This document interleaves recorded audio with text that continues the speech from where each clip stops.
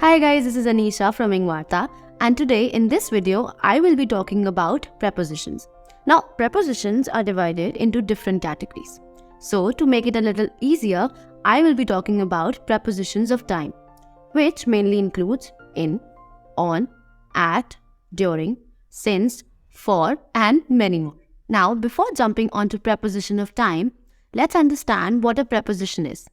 Now preposition is nothing but a word that basically connects the noun, pronoun or a phrase to other part of the sentence.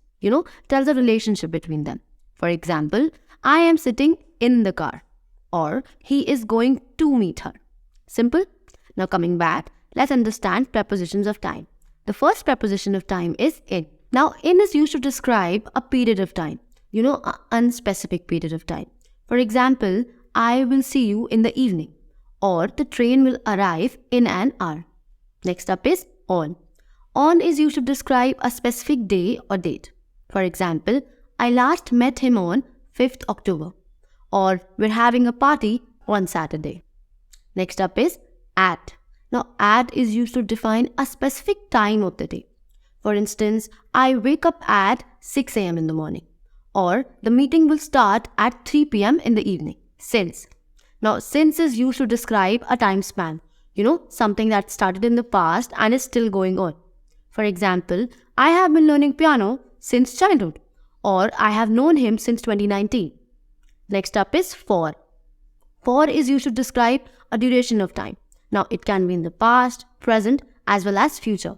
For example, I have known him for 4 years or I have been learning the piano for 2 years, till or until.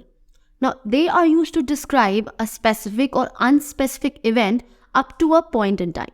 For example, I won't return until Friday or wait for me until I return. Next up is during.